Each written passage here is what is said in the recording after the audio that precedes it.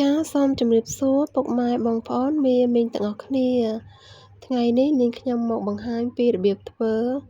សម្លម្ជូរព្រៃសាច់ជ្រូកជាមួយនឹងត្រកួនហើយមានរសជាតិឈ្ងុយឆ្ងាញ់ផងដែរចែកជូនបងប្អូនទស្សនាទាំងអស់គ្នាចាកុំភ្លេចទៅតាមដានពីដើមដល់ចប់ទាំងអស់គ្នាណាចាគ្រឿងផ្សំរបស់យើងមានសាច់ជ្រូកចំនួន4ខាំនាងខ្ញុំហាន់ប៉ុណ្ណឹងបងប្អូនកុំឲ្យក្រាស់ពេកកុំឲ្យស្ដាងពេកណាហើយត្រកួនសមានចំនួន2បាច់ផងដែរមានគល់ស្លឹកគ្រៃ2ដើមស្លឹកក្រូចសើចរំដេង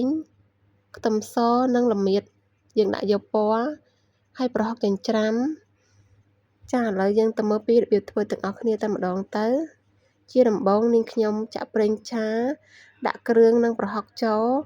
ហើយយើងរំលីងគ្រឿងនិងប្រហុកនឹងឲ្យឡើងឈ្ងុយបន្តិចសិនណាពេលដែលប្រហុកនិងគ្រឿងរបស់យើងឈ្ងុយហើយយើងដាក់សាច់ជ្រូកចូលតែម្ដងទៅចាសាច់ជ្រូកពេលដែលយើងស្លទឹកអញ្ចឹងយើងត្រូវការហាន់រាងក្រាស់ៗបន្តិចបងប្អូនហាន់ស្ដាងពេកធ្វើឲ្យសម្លធ្វើឲ្យសាច់របស់យើងឆាប់ផុយហើយវាអត់សូវឆ្ងាញ់ទេបងប្អូនចាយើងរំលីងឲ្យវារាងឆ្អិនបន្តិចទៅបងប្អូនណាចាបន្ទាប់ពីឆ្អិនហើយវាអស់ឈាមហើយអញ្ចឹងយើងដាក់គ្រឿងប៊ីចេងស្ទើរកន្លះស្លាបព្រាបាយស្ករសកន្លះស្លាបព្រាបាយទឹកត្រីបន្តិចផងដែរហើយយើងរំលីងសាច់របស់យើងឲ្យសព្វចូលជាមួយនឹងគ្រឿងបានល្អហើយពេលនោះសាច់យើងឡើងឈ្ងុយហើយបងប្អូនអញ្ចឹងយើងដាក់បន្លែចូលតែម្ដងទៅត្រកួនរបស់យើងហ្នឹងចាត្រកួនរបស់យើងដាក់ទាំងអស់តែម្ដងណាហើយយើងកូរត្រឡប់ពី3ត្រឡប់ទៅបងប្អូនដើម្បីឲ្យត្រកួននិងសាច់របស់យើងចូលសព្វគ្រឿងបានល្អ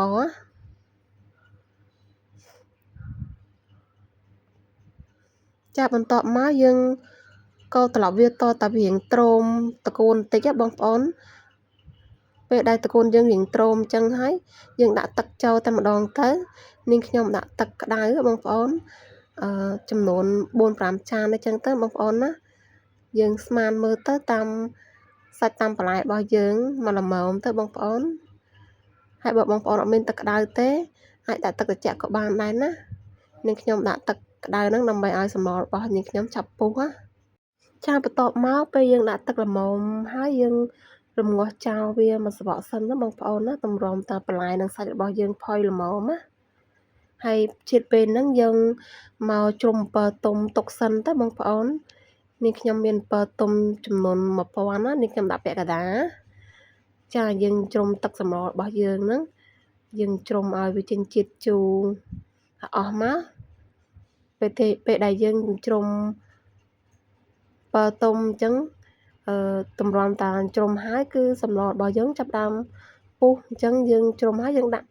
ទឹកអំពិលទុំចូលតែម្ដងទៅហើយយើងដាក់តាសាច់ដាក់តាទឹកទេបងប្អូន